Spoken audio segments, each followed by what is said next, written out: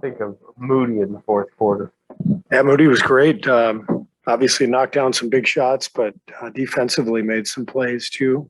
Stuck his nose in there, took a charge, got a steal. He's just got a really good feel. He's a gamer. You put him out there and he seems to be in the right place at the right time. Have you seen that a lot in practice? We've seen the last few days, we've seen him start to pick up on things. First few days were kind of a whirlwind for him, but it's a testament to his basketball instinct, how quickly he's picking things up. You bumped up Steph and Draymond's minutes a little bit. What did you think of those two guys tonight? Yeah, I thought it was really important for those guys to get their conditioning up, bump the minutes up a little bit, longer runs. You could tell Steph got a rhythm going there. Both halves. He started the game a little slow, but picked it up, and so he's really starting to find his rhythm. And I thought Draymond had some really good moments, and I think they're both trending in a really good direction. Closed the half with Porter, Bielitsa, Poole, Steph and Draymond. It was run. What do you like about that lineup? Well, Draymond's the 5, and we got 4 shooters, and Draymond and Steph in the pick and roll. They have so much experience together. They know how to get the ball to each other, create space, and if the other 3 guys are on the floor at the same time, the defense has to honor all of them. So there's just a lot of ground for the defense to cover against that lineup. Do you view that as kind of like an offensive punch lineup that you can use? Yeah, for sure. I mean, we're excited about the additional shooting we have this year, for sure. And Otto and Belly really represent a lot of that. So that was an interesting lineup to put out there, a lot of fun, and I'm sure we'll see that some more.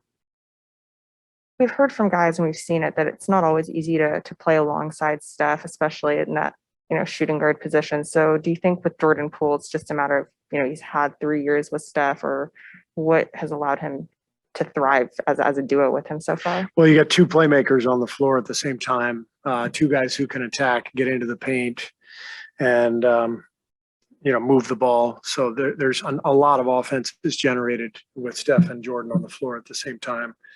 They play off of each other pretty well. They give each other plenty of space, and you can see Jordan's not shy out there. It doesn't matter who's out there, he's going to let it fly, which I love. His confidence is overflowing. So it's good stuff. He's had a great camp, just like we expected.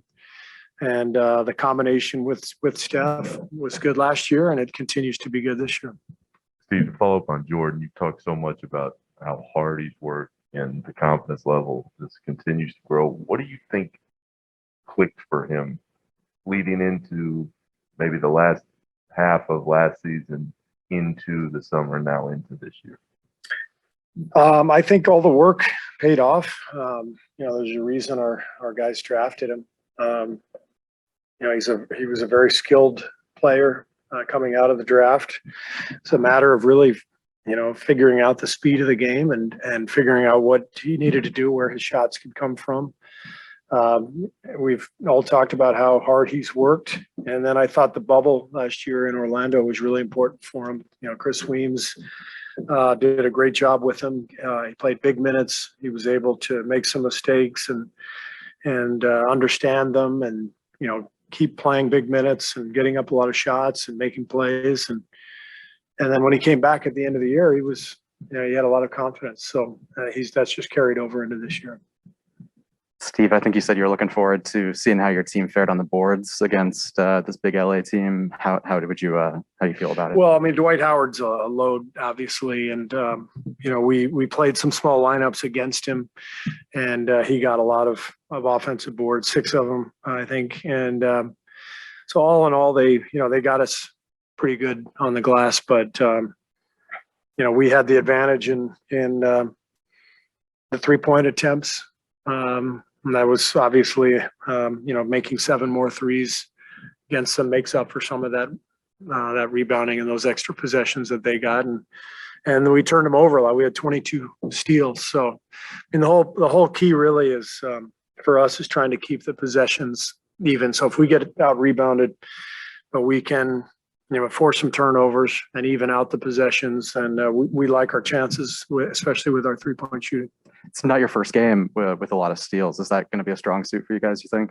I think so. We've got some really active guys. We've got really smart players. They're in the right place. They cover for each other. So I think we'll be a high steals team. We'll see. When you look at the size disadvantage, I know until James comes back, you're not going to have the vertical spacing you want. Is that something you just got to live with, or do you think you have enough 3-point shooting to offset that, what you lose inside?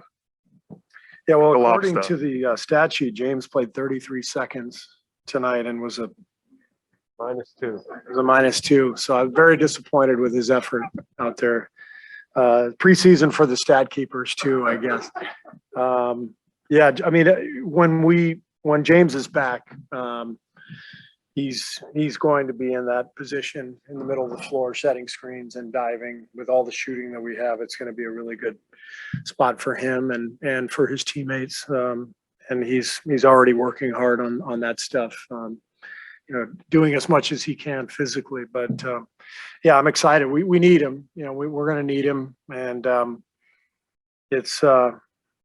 As I've said to you many times, I really like this team. 10 days in, I really like what I'm seeing, and I think it's going to be a fun year, and James will only add to that.